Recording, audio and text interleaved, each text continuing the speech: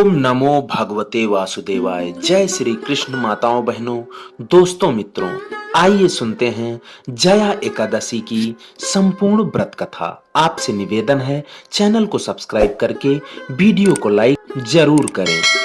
एक बार अर्जुन ने भगवान श्री कृष्ण से प्रश्न करते हुए कहा, हे भगवान, अब कृपा कर आप मुझे माघ माह के शुक्ल पक्ष की एकादशी का क्या महत्व है, विस्तार पूर्वक बताएं।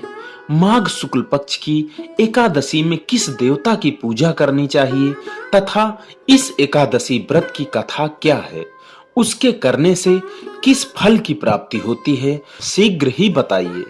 श्री भगवान कृष्ण बोले, हे अर्जुन, माघ माह के शुक्ल पक्ष की एकादशी को जया एकादशी कहते हैं। इस दिन उपवास रखने से मनुष्य भूत प्रेत पिशाच आदि की योनि से छुटकारा पा जाता है। इस दिन विधि पूर्वक उपवास व्रत करना चाहिए। अब मैं तुमसे जया एकादशी व्रत की कथा कहता हूँ, ध्यान पूर्वक सुनो। एक समय की बात है, नंदनवन में उत्सव का आयोजन हो रहा था। देवता ऋषि मुनि सब उत्सव में मौजूद थे। उस समय गंधर्व गा रहे थे तथा गंधर्व कन्याएं नृत्य कर रही थी।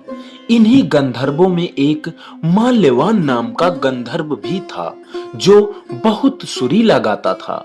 जितनी सुरीली उसकी आवाज थी, उतना ही रूपवान भी था। गंधर्व कन्याओं में एक पुष्पवती नामक नृत्यांगना भी थी। पुष्पवती नामक गंधर्व कन्या ने माल्यवान नामक गंधर्व को देखते ही उस पर आसक्त हो गई तथा अपने हाव भाव से उसे रिझाने का प्रयास करने लगी। माल्यवान भी उस पुष्पवती पर आसक्त होकर अपने गायन का सुरताल भूल गया। इससे संगीत की लय टूट गई और संगीत का सारा आनंद बिगड़ गया। सभा में उपस्थित देवगणों को यह अच्छा नहीं लगा। माल्यवान के इस कृत्य से इंद्र भगवान नाराज होकर उन्हें श्राप देते हैं कि स्वर्ग से वंचित होकर मृत्यु लोक में पिशाचों सा जीवन भोगो, क्योंकि तुमने संगीत जैसी पवित्र साधना का तो अपमान ही किया है, साथ ही सभा में उपस्थित गुरुजनों का भी अपमान किया है। इंद्र भगवान के शाप के प्रभाव से दोनों पृथ्वी पर हिमालय पर्वत के जंगल में पिशाची जीवन व्यतीत करने लगे। पिशाची जीवन बहुत ही कष्टदायक था। दोनों बहुत दुखी थे। एक बार माघ माह के शुक्ल पक्ष की जया एकादशी के दिन संयोगवश दोनों ने कुछ भी भोजन नहीं किया और न ही कोई पाप कर्म किया। उस दिन मात्र फल फूल खाकर ही पूरा दिन व्यतीत किया। भूख से व्याकुल तथा ठंड के कारण बड़े ही दुख के साथ पीपल के वृक्ष के नीचे इन दोनों ने एक दूसरे से सटकर बड़ी कठिनता पूर्वक पूरी रात काटी। पूरी रात अपने द्वारा किए गए कृत्य पर पश्चाताप भी करते रहे और भविष्य में इस प्रकार के भूल न करने की भी ठान ली। सुबह होते ही दोनों की मृत्यु हो गई। अनजाने में ही सही उन्होंने एकादशी का उपवास किया था। भगवान के नाम का जागरण भी हो चुका था।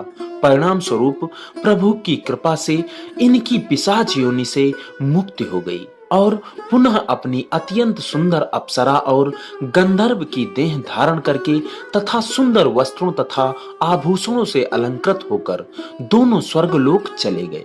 देवराज इंद्र उन्हें स्वर्ग में देखकर आश्चर्यचकित हुए और पूछा कि वे श्राप से कैसे मुक्त हुए। तब उन्होंने बताया कि भगवान विष्णु की उन पर कृपा हुई। हमसे अनजाने में माघ शुक्ल एकादशी यानी जया एकादशी का उपवास हो गया, जिसके प्रताप से भगवान विष्णु ने हमें पिशाची जीवन से मुक्त किया। कुछ इस तरह से जया एकादशी का व्रत करने से भक्त को पूर्व में किए गए पाप कर्मों से मुक्ति मिलती है।